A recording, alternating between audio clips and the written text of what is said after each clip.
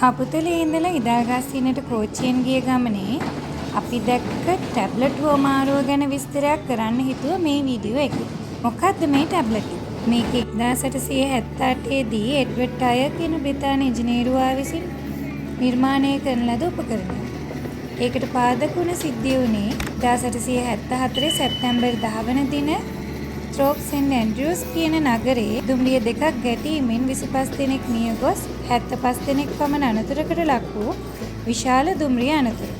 Train tablet system එක දුම්රිය සංඥා ක්‍රමයක් විදිහට බොහෝ දුරට තනි දුම්රිය තීරුවල භාවිතා වුණ ක්‍රමයක්. ටයර්ස් නම්බර් 7 ටැබ්ලට් ඉන්ස්ට්‍රුමන්ට් එක මහා බ්‍රිතාන්‍යයේ ආරම්භ වී එහි භාවිතා වූ අතර ජපානයෙහි කාබන් කොපි එක පාවිච්චි වූ බව සඳහන් වෙනවා. 1994 වන තෙක් නිව්සීලන්ත වලද වසර 100කට ආසන්න කාලයක් පුරාවටද මේ ටැබ්ලට් ඉන්ස්ට්‍රුමන්ට් එක දුම්රිය සංඥා ක්‍රමයක් ලෙස භාවිතා වූ බව සඳහන් වෙනවා. තාක්ෂණයේ දියුණුවත් එක්කම මෙවැනි රටවල් ගුවන්විදුලි සංඥා ක්‍රම, ඉලෙක්ට්‍රොනික සංඥා ක්‍රම අනුගමනයට යොමු වුණත් දැනට ලෝකයේ මෙම ටැබ්ලට් ක්‍රමය භාවිතා වන අවසාන රටක් ලෙස ශ්‍රී ලංකාවද සඳහන් වෙනවා.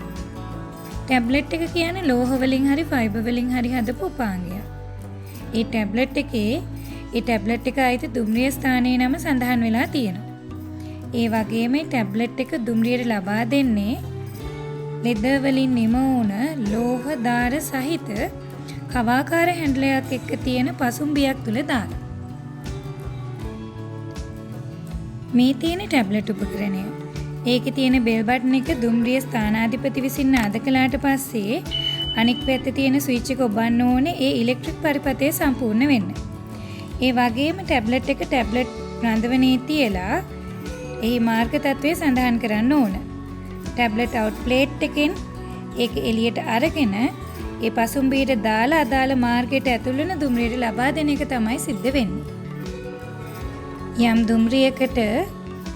යම් දුම්රිය මාර්ගයක ගමන් කිරීමට ඇති අවසරය පෙන්වන භෞතිකමය නිරූපණයක් විදිහට මේ ටයර්ස් ටැබ්ලට් එක පාවිච්චි වෙනවා.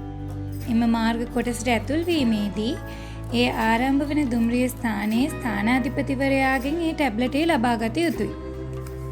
ඒ සිද්ධ වෙන්නේ මෙහෙමයි. දුම්රිය ස්ථානාධිපතිවරයා විසින් මේ මාර්ග කොටස බාධක වලින් තොරදැයි පරීක්ෂා කරලා ඒ ටැබ්ලට් උපකරණයෙන් ටැබ්ලට් එක විද්‍යුත් වශයෙන් මුදා හරිනවා. ඊට පස්සේ ඒක දුම්රියට ලබා දෙනවා.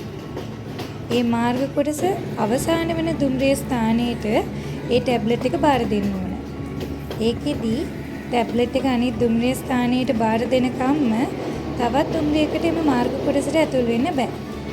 මෙමගින් දුම්රිය ගැටීම් වලින් සිදුවන අනතුරු වළක්ව ගන්න පුළුවන්.